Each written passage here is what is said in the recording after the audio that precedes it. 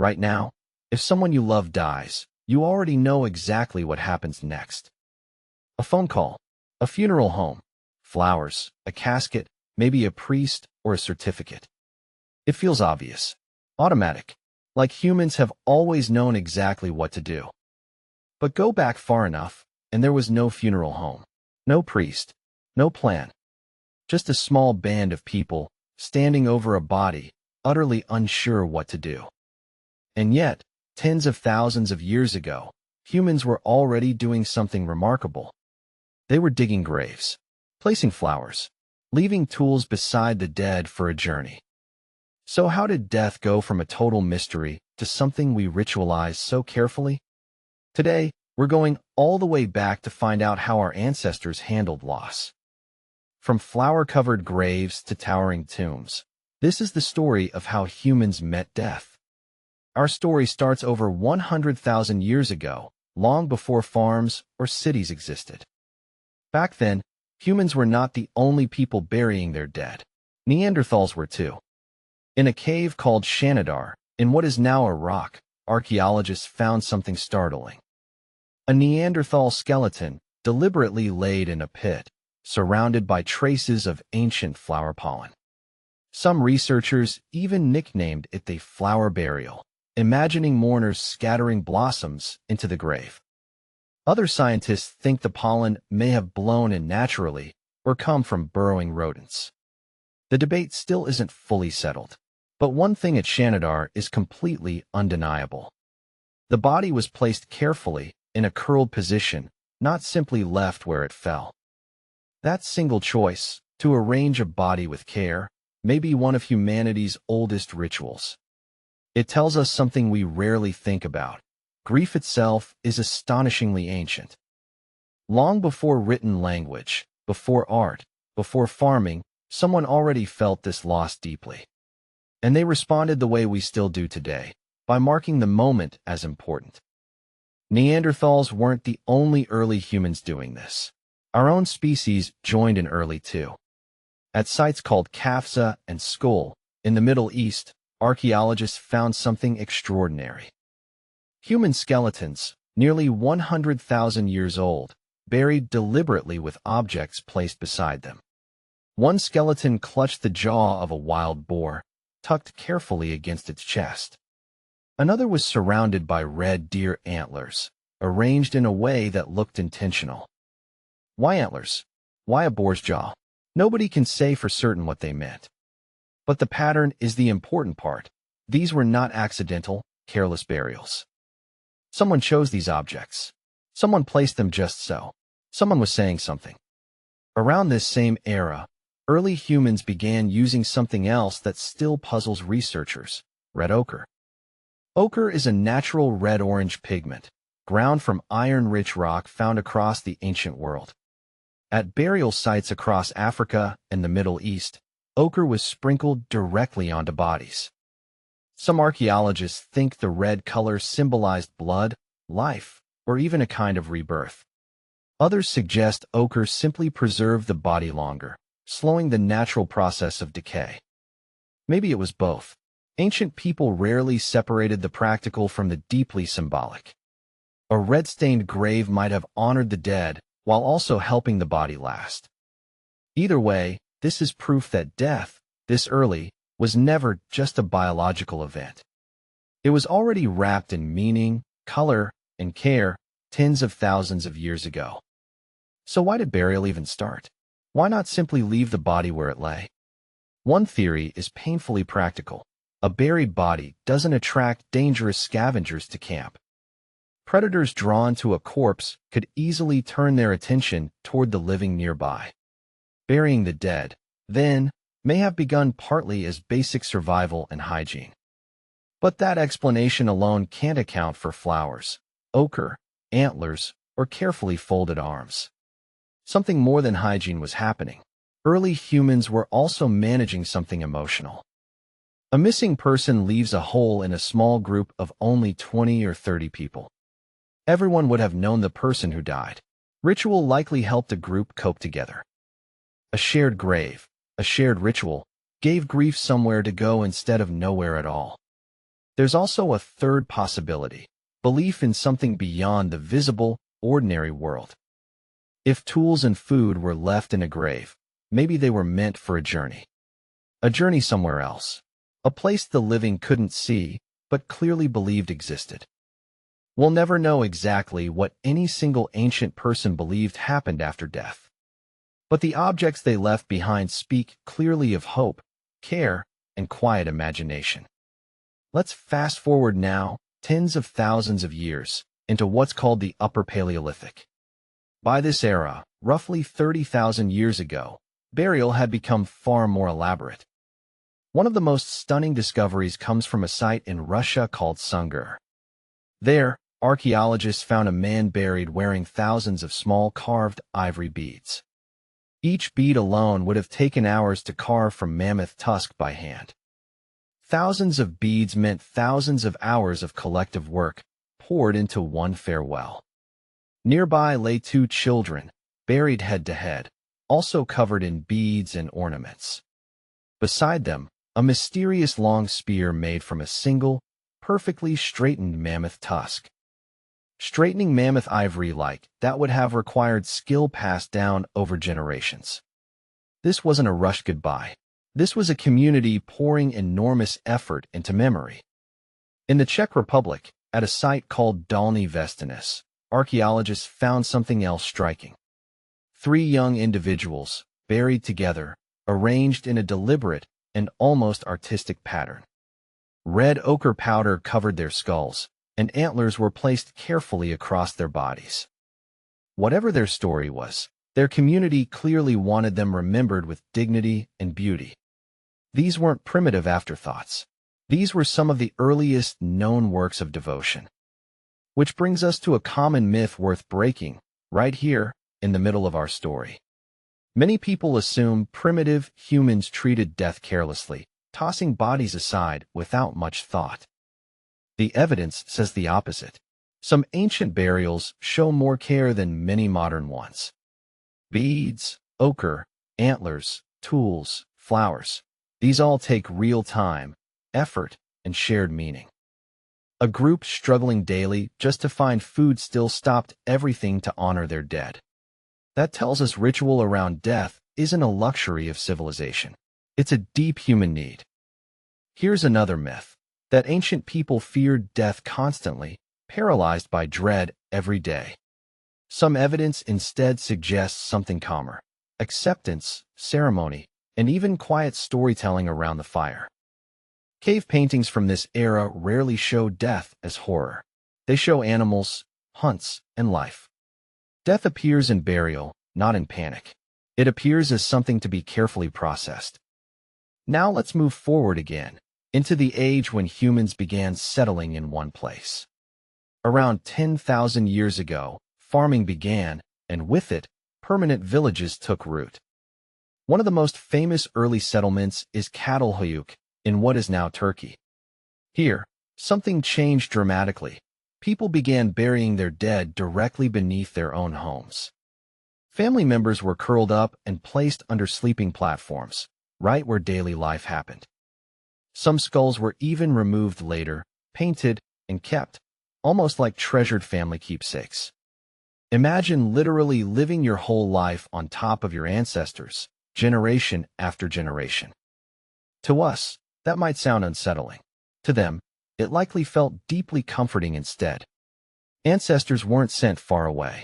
They stayed close, quite literally holding the family together. This idea, that the dead remain part of the household, appears across many ancient cultures. Death wasn't always seen as a departure.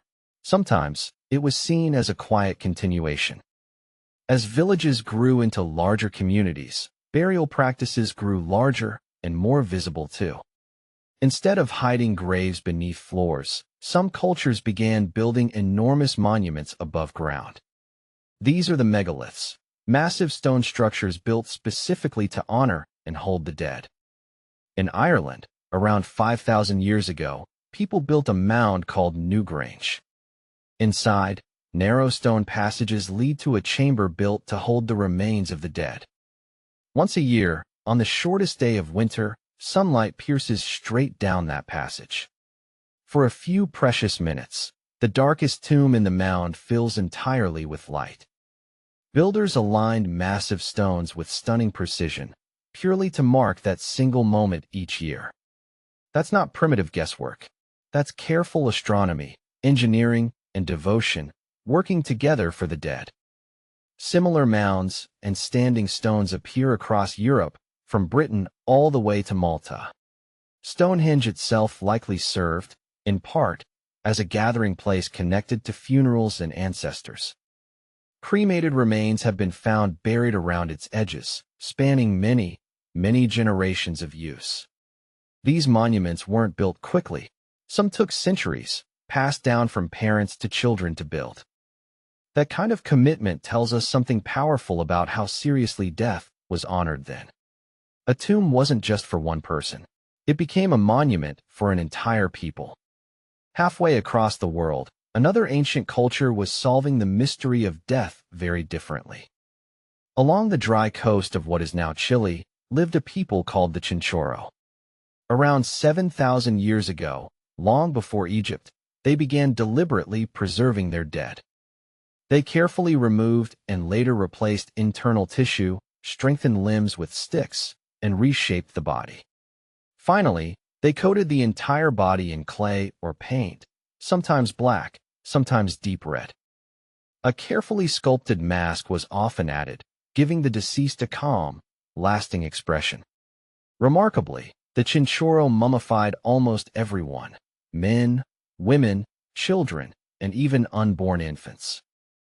This wasn't reserved only for kings or the wealthy, unlike in many later civilizations. Every life, it seems, was considered worth this extraordinary, painstaking effort to preserve and honor. Why go to such lengths? One theory points to their harsh, extremely dry desert environment. Natural mummification sometimes happened accidentally there first, and people may have learned from observing it. Rather than let the dead simply vanish underground, the Chinchorro kept them visibly, physically present. Evidence suggests some mummies were even repainted and refreshed over time, cared for like family. Death, for them, wasn't a single event. It was the start of an ongoing relationship. Thousands of years later, and thousands of miles away, Egypt developed its own famous version. Egyptians believed a person's spirit needed the body intact to continue safely into the afterlife. Priests removed organs, dried the body using natural salt, then wrapped it carefully in linen. The process could take 70 days, involving prayers, oils, and incredibly precise ritual steps. Grave goods returned here too, but on a massive scale: furniture, food, jewelry, even boats. Pharaohs received entire pyramids. Ordinary Egyptians received smaller, simpler graves with their own careful goods. The scale changed with wealth and power, but the underlying belief stayed remarkably consistent. Death was not an ending. It was a doorway, and the body was the key. From Chile to Egypt, separated by oceans and thousands of years, the instinct was shared. Preserve the body. Honor the person. Keep something tangible from disappearing completely and forever. Let's pause on the objects themselves for a moment, because grave goods reveal so much. Archaeologists can often guess someone's role in life just from what was buried beside them. A hunter might be buried with spear points, arrowheads, or the bones of hunted animals. A toolmaker might rest beside flint cores, hammerstones, or half-finished blades of stone. A child's grave sometimes held small toys, tiny beads, or miniature versions of adult tools. These details turn ancient bones into real people, with real roles, skills, and daily lives. Grave goods also show us early signs of trade, connecting distant, unrelated ancient communities. Seashells have been found in graves hundreds of miles from any coastline or ocean. That means someone, somewhere, traveled far or traded carefully just to place it beside the dead. Even rare, precious materials were considered worth giving up entirely, never to be used again. That's a powerful statement. Value didn't matter once someone decided the dead deserved it more. Now let's talk about something just as important as burial itself, the rituals of mourning. Across many ancient cultures, grief wasn't kept quiet. It was expressed loudly, openly, and together. This is sometimes called keening, rhythmic wailing, chanting, or crying, done collectively as a group. Keening let grief become something shared, rather than something one person had to carry alone. Music and rhythm likely played a role too, using simple drums, clapping, or chanting voices. Funeral feasts also appear again and again across ancient cultures, from Europe to the Americas. Sharing food after a death reaffirmed something important. The living community was still whole and connected. Some cultures held these feasts once, right after death. Others returned yearly, again and again. Repeated remembrance meant the dead were never truly gone from the group's ongoing daily life. Mourning clothing appears early too, darker colors, removed jewelry, or specific marks made on the skin. These outward signs told the whole community, instantly, who was currently grieving and needed support. In many places, mourning had a clear beginning and a clear end, marked by ritual. A closing ceremony gave people permission to return fully to ordinary daily life once again. That structure mattered enormously. Grief needs both space to exist and a path back to living. Let's bust one more myth here, because it's an important one about ancient views of death. Many assume ancient people had one single, universal belief about what happens after we die. In reality, beliefs varied enormously, even between neighboring groups living just a short walk apart. Some believed in a distant spirit world. Others believed ancestors stayed close, watching over daily life. Some believed in rebirth, cycling life back into new plants, animals, or newborn children. There was no single ancient belief. There were countless answers, all reaching for the same question. That diversity itself is worth appreciating. Humans have always imagined death in wonderfully different ways. Before we reach the modern day, there's one more ancient method of farewell worth exploring. Not every ancient culture buried their dead in the earth. Many instead chose fire. Cremation appears remarkably early, and it carried its own rich layer of symbolic meaning. Fire transforms a body completely, quickly, and visibly, unlike the slow work of decay underground. To many ancient minds, that transformation looked like a release, freeing something upward and away. In Bronze Age Europe, entire cemeteries were dedicated to cremated remains, called urnfields. Families placed ashes carefully into decorated clay pots, then buried those pots together in rows. Entire communities returned to these urnfields generation after generation, adding new pots over centuries. Some pots held small personal items too, a bent pin, a bead, a tiny bronze blade. Bending or breaking an object before burial was common, almost like retiring it from ordinary use. Perhaps a broken tool, like a broken body, simply belonged to a different world now. Centuries later, in Scandinavia, cremation took on an even more dramatic and memorable form. Some Norse communities sent their honored dead off in a wooden ship, deliberately set alight. The blazing ship drifted outward, carrying the person's body toward the horizon and beyond. Not every Norse burial involved fire, though. Some ships were buried whole, intact, underground instead. At Oseberg in Norway, an entire ship was buried beneath a mound, filled with treasured goods. Textiles, carved sledges, and even animals were placed aboard, prepared for an imagined onward voyage. Whether by flame or by burial, the ship itself carried the same underlying idea forward. Death was a voyage, and a voyage deserved the finest vessel a community could possibly offer. Across the world, in ancient India, fire held an equally central and enduring spiritual role. Cremation beside a sacred river became a way of returning the body directly to nature.